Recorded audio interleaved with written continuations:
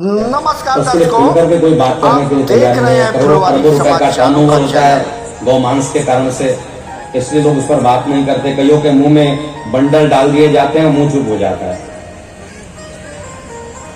इसीलिए गौ माता के लिए बात की गई इस बार संविधान में। हम किसी पार्टी या किसी व्यक्ति विशेष के नहीं, पर एक व्यक्ति ने अगर धर्म की बात कही दी तो उसके लिए बहुत धन्यवाद है कि आपने संविधान में इस बात की चर्चा चलाई कि गौ माता की रक्षा की बात हो जाए। गौरक्षकों के ऊपर जो झूठे केस दाखिल होते हैं, उन केसों को सरकार जो है वो स्पष्ट तरीके से देख कर करके अभ्यास कर करके उन पर से हटाएं, क्योंकि गौरक्षा के क्षेत्र में हमारे जो हितैषी, हमारे जो स्नेही काम करते हैं, उनको इन सब चीजों का सामना करना पड़ता है। एक को फोकट में काम करो, उसका बदले में कोई आवागमन नहीं है। रात को 2-2, 3-3, 4-4, 5-5 बजे गाड़ी पकड़ते हैं, जान पर जोखिम लेते हैं। कब कौन कसाई वार कर दे इसका कोई भरोसा नहीं होता। अस्त्र शस्त्र से लेस गाड़ी जाती है, उसके बावजूद भी पकड़ने के बाद कानून उसको सहयोग नहीं करती।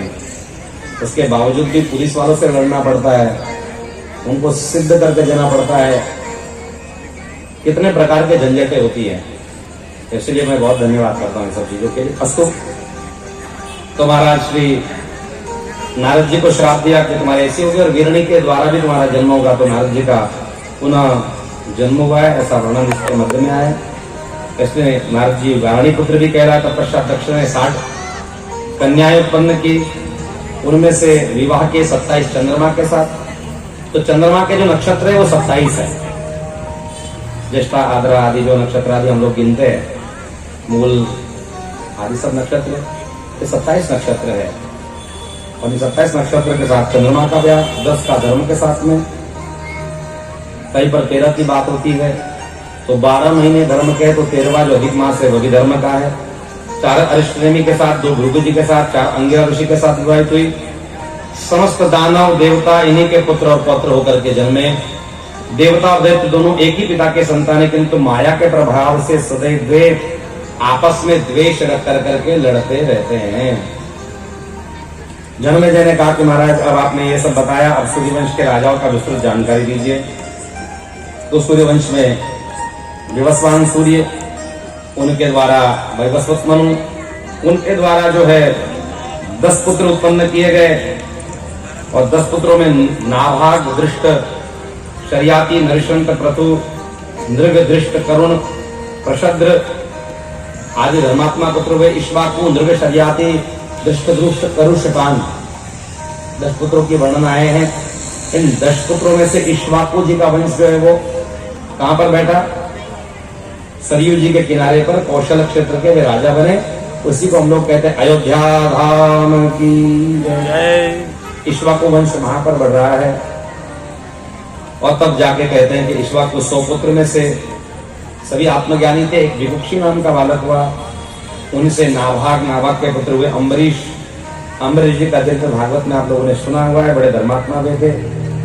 दृष्ट के पुत्र हुए धराष्ट्र, वे भी भजन के प्रताप से वन में गए। शर्याति के पुत्र हुए आनर्क, और उनकी एक कन्या का नाम था सुकन्या। भागवत में आपने उसका श्रवण किया है, च्यवन मुनि के साथ में कैसे ब्याह हुआ। उन्होंने वन भोजन के समय में इस कन्या ने नेत्र फोड़ दिए च्यवन मुनि के। एक विवर में चमकीली कोई 2 चीजें चमकते हुए देखा तो उनके नेत्र फोड़ दिए। तो च्यवन मुनि के तप के प्रभाव से जितने भी सैनिक थे उनके मलमूत्र रुक गए। राजा ने कहा किसी न किसी का अवमान हुआ है निश्चित। तब सुकन्या ने सारी बातें बताई, महाराज ऐसी ऐसी घटना घटी है, हमसे कोई अपराध हो गया, वहां से रक्त की धारा बह रही थी, कौन है क्या है पता नहीं। जब उसका विवर खोदा गया तो उसमें से च्यवन मुनि प्रकट हुए। च्यवन मुनि ने क्षमा तो कर दिया सभी को, लेकिन कहा महाराज अभी हमारी तपस्या का क्या होगा? तो कहा हमारी जो कन्या है जिसने आपका अपराध किया है वही आपका सेवा शुश्रूषा करेगी, तो आप इसको पत्नी के रूप में वर्ण करो। बूढ़ा बाबा और जवान कन्या, बाबा बूढ़े और कन्या जवान। देखो पहली बात तो बहुत ज्यादा विवाह के उम्र में अंतर नहीं होना चाहिए। ज्यादा अंतर होने से परिवार में जो दाम्पत्य जीवन में बहुत क्लेश होता है, क्योंकि 10 साल जो इस जगह को लेकर के बहुत बड़ा उपकार किया है हमारे संस्था को और अच्छा कार्यक्रम हुआ है, इनको साधुवाद देता हूं।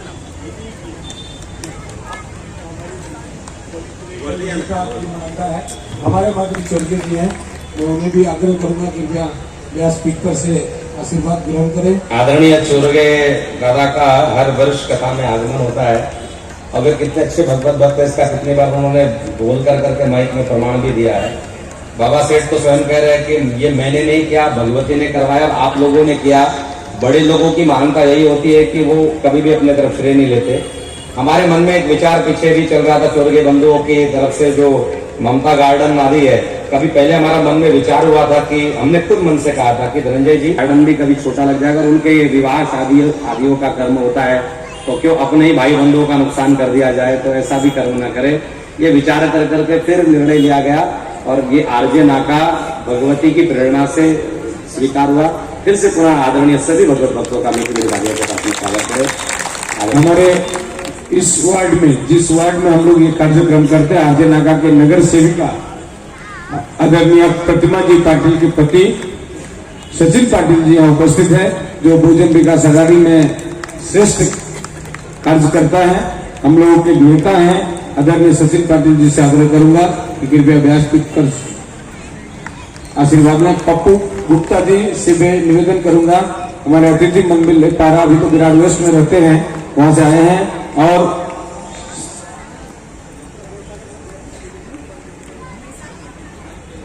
साई प्रगति मित्र मंडल, साई प्रगति मित्र मंडल के हमारे अध्यक्ष आदरणीय श्री गुड्डू गुप्ता जी, दीपक झा जी, दीपक यादव जी और उनके मित्र, आप सभी लोग क्या स्पीकर पर से आशीर्वाद ग्रहण करें।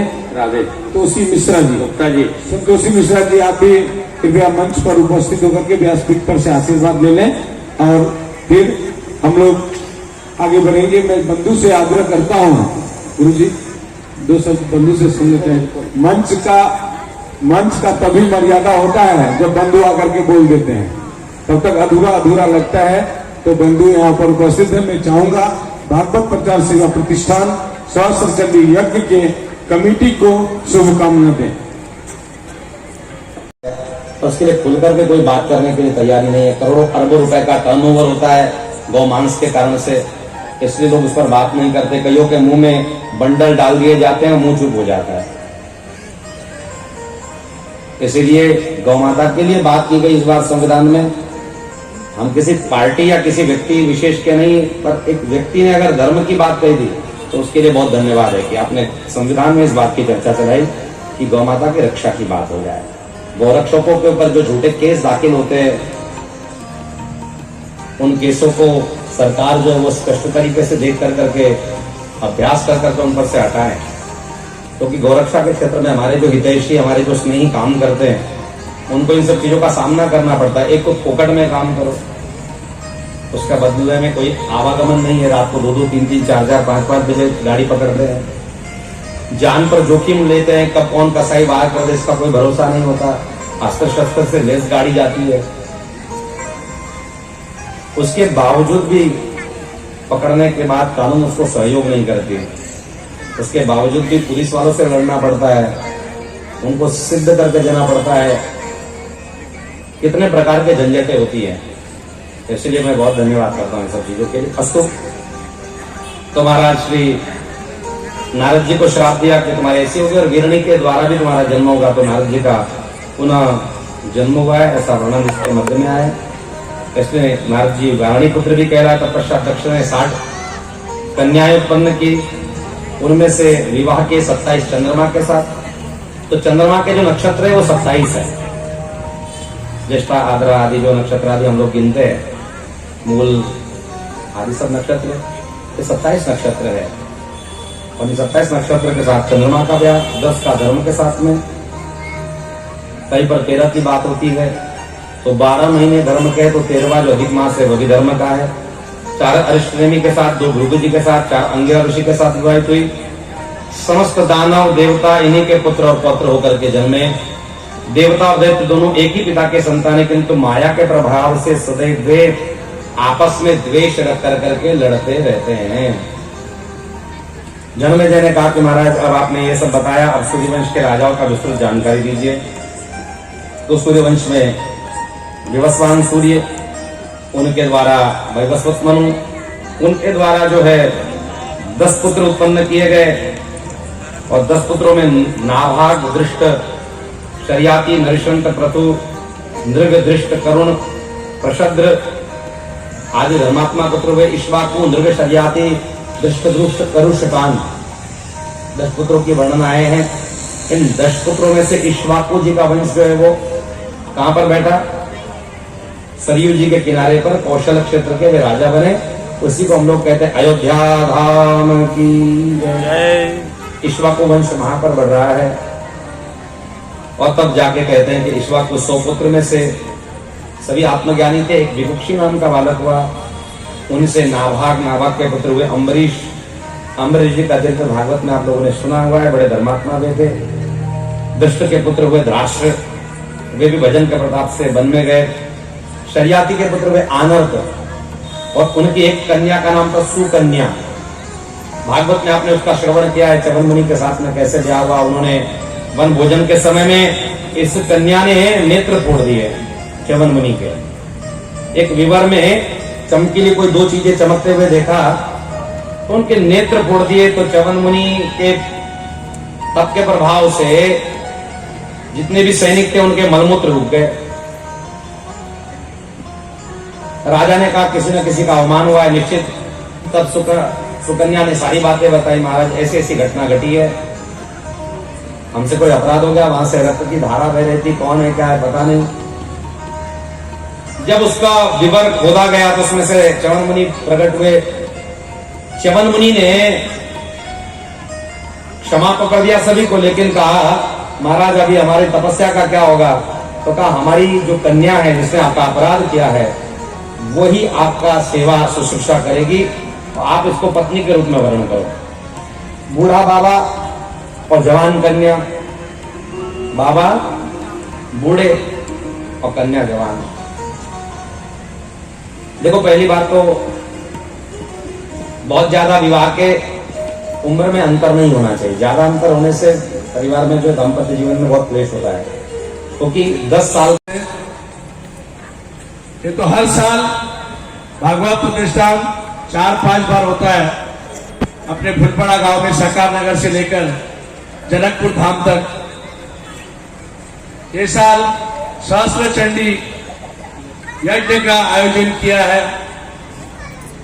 धनंजय झा उनकी टीम ने पहले से सोचा था कि एक बड़ा यज्ञ इस देश के लिए, देश में रहने वाले सभी भक्तों के लिए, नागरिकों के लिए विराट की भूमि को तय किया। तो पहला मैं भागवत प्रचार सेवा प्रतिष्ठान का अभिनंदन करता हूं और उनको तहे दिल से दुआ देता हूं कि बिहार से आके इधर आके हमारे भूमि में आपने इतना बड़ा यज्ञ किया। यज्ञ शुरू है, लाखों रुपए का खर्चा है और अभी अभी जमीन दिलवाई, उनका भी सत्कार हुआ। तो ऐसा कर्मकांड हमेशा होना चाहिए, तभी हमारे हिंदू धर्म की रक्षा होगी, हमारे हिंदू धर्म का प्रचार होगा, हमारे हिंदू धर्म की आन बान शान बढ़ जाएगी और उसके जरिए से अच्छे संस्कार हमारे बच्चों पर हो जाएंगे। संस्कार सबसे बड़ी चीज है। संपत्ति आती और जाती है लेकिन संस्कार कायम रहते हैं। और यूपी लो, उत्तरांचल लो, बिहार लो, वहां की तो संस्कृति भक्तजन की है, साधु जन की है। बड़े पैमाने पर हमारी माएँ बैठी है, बहनें बैठी है। वो बहनें लाडली बहनी करके नहीं आई है, वो दिल से आई है आपकी कथा सुनने के लिए, वो नव यज्ञों को अपना अंक देने के लिए। तो कोई ये जैसे कि भूमि पावन होगी वैसे हमारे विराट शहर के लोग भी पावन होंगे, इसमें कोई संदेह नहीं है। क्योंकि जो दिल से होता है वो पैसों से नहीं होता है, ये सब दिल से हो रहा है। लेकिन दिल से काम करते समय, इतना बड़ा कार्यक्रम करते समय आर्थिक भी बाजू मजबूत होना जरूरी है। धनंजय जी आप डरिए मत, आर्थिक बाजू भी आपकी बराबर हो जाएगी। इसके लिए मैं आपको विश्वस्त करता हूँ, आश्वस्त करता हूँ। और आते आते दो शब्द मैंने महाराज जी से सुने हैं कि दो बच्चों में कितना अंतर होना चाहिए और 2 या 3 बच्चे क्यों चाहिए। खाली आबादी बढ़ाने के लिए नहीं, लेकिन हिंदुत्व की संख्या बढ़ाने के लिए महाराज ये जरूरी है, ये बहुत जरूरी है। और कितना अंतर चाहिए ये भी आपने कहा, वो भी बहुत जरूरी है। पहले को 6 साल का होने दो, 7 साल का होने दो, बाद में देखेंगे। फिर बाद में डॉक्टर के पास जाने का वक्त आता है। मैं ये बोल सकता हूं कि मेरी उम्र अभी 70 है, इसलिए मैं खुलेआम बोलता हूं। कहीं को शर्म आ जाएगी कि ये तो बच्चों पर आ गया। मेरे भी 3 बच्चे हैं, पढ़े हैं। मैं भी घर में यही बताता हूं, एक के पीछे एक खिलौना मांगता है, चाहे वो लड़की हो या लड़का हो, जो भी हो, लेकिन घर में 2 बच्चे सबसे अच्छे, कम से कम 2 बच्चे। तो ये आज देश के लिए जरूरी है। नहीं तो हर धर्म बढ़ाने की कोशिश में अपना धर्म बढ़ाओ, अपनी संख्या बढ़ाओ, फिर सारे विश्व को चैलेंज करो, हम यूं करेंगे, वो यूं करेंगे। ये खुलेआम बोलने वाले जैसे महाराज होते हैं, वैसा पब्लिक भी अभी हम खुलेआम बोलना चाहिए। सबको हमारी रक्षा सबको अपने अपने धर्म की रक्षा करने को भगवान ने कहा। तो इसमें कोई पाप नहीं है, ये तो पुण्य का ही काम है। और ये जब भी ऐसे जब भी भागवत सप्ताह चलते उसके जरिए आपको ये ज्ञान प्राप्त होगा। मैं हर साल आता हूँ, 1-2 घंटा बैठता हूँ, जाता हूँ, वो मुझे भी अच्छा लगता है। आगे ये ऐसे ही चलता रहेगा। आप सबको, ये बहनों को और खास करके सभी आयोजकों को धन्यवाद देता हूँ कि इतना बड़ा कार्यक्रम रखना कोई खाने वाली चीज तो है नहीं, लेकिन अच्छी तरह से मां जुदानी का आशीर्वाद है। नवदुर्गा बैठी है पीछे, एक नवदुर्गा का श्लोक बोल के मैं अपना शब्द को विराम देता हूं। प्रथमम शैलपुत्री थी, द्वितीयम ब्रह्मचारिणी, तृतीयम चंद्र घंटे थी, कुष्मांड थी, चतुर्थकम पंचमम स्कंद माते थी, षष्टमम कात्यायनी च, सप्तमम काल रात्रिश्व महागौरी तथा श्रवम, नवम सिद्धिदा प्रोक्ता नवदुर्गा प्रकटिता, उक्त्याने त्याने नामाने प्रोक्त महात्मा। ये नवदुर्गा की कृपा आपके घर पर ऐसी बसे रहे, हमारे देश जैसा बड़ा घर है उसके ऊपर बसे रहे, सारा विश्व का कल्याण हो, हमारा देश का कल्याण हो, हमारा कल्याण हो। ये प्रार्थना के साथ मैं मेरे शब्दों को विराम देता हूँ। धन्यवाद। बोलो राधा कृष्ण कृष्ण कृष्ण राधा। जगदम्बे मात की। 2 दिन कार्यक्रम है। भक्तक परिवार के ज्यादा से ज्यादा सदस्य अपने भूमि पर हो रहे यज्ञ में पहुंचे, ये हमारे तरफ से पूरे परिवार को निमंत्रण दिया। धन्यवाद आप सभी का, बहुत बहुत धन्यवाद। राधा का बात खुल कर करके कहते हैं, क्योंकि आज का दौर ऐसा है कि अपने स्वधर्म की रक्षा करने की बात जो दादा ने की, ये बात अगर सब नेता बोलने लग जाएंगे तो उस दिन भारतवर्ष का परिवर्तन बहुत बड़ा हो जाएगा। इसमें कोई शंका की बात नहीं। इसलिए मैंने इससे पहले भी कहा, हम किसी पार्टी से कनेक्टेड नहीं, किसी व्यक्ति के हृदय में कैसा राम विराजमान है ये व्यक्ति और भाव अर्पण करता है। पार्टी कभी कभी भगवा का नाम लेकर करके चुन करके आना चाहती है और फिर बाद में उस पर राजकारण करती, ऐसी पार्टियों की हमें आवश्यकता नहीं है। हमें उस व्यक्ति की आवश्यकता है जो हमारे धर्म की बात कर करके जीवन में चले और वैसा आचरण कराए। इसलिए व्यक्ति को विशेष ध्यान दो, व्यक्तियों को विशेष ध्यान दो। व्यक्ति पर ध्यान दोगे तो सारी दुनिया भगवा में हो जाएंगे, इसमें कोई शंका की बात नहीं। बोल सियावर रामचंद्र की। और आइए, महाराष्ट्र की भूमि में है तो सभी महाराष्ट्रियन परिवार के सदस्यगण एक बार माँ माई को एक बार हाजिर लगाते हैं, माँ का जोगवा माँ के दरबार में अर्पण करते हुए इसी भाव के साथ में फिर कथा में प्रवेश हो जाएंगे। अरे मिठा पिठाचा जोगवा या गबयानो दरबारी आणि मला बाई जायचं दुर्वारी गाणी तुळजापुराच्या बाजारी, मला बाई जायचं दुर्वारी गाणी तुळजापुराच्या बाजारी,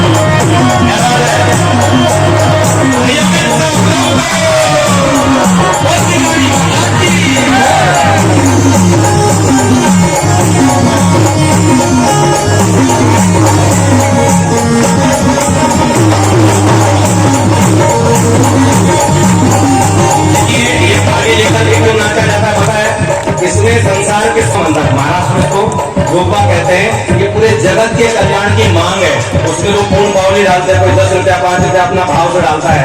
अब उसकी बेड़ी बनाई जाती है और माँ तुलजापुर के दरबार के नाम से वो बेड़ी को पहना जाता है, इसलिए इसको जोगा मारना कहते हैं। जैसे बड़े प्रेम भाव से माई के दरबार में नासिक का दोनर लाख रुपया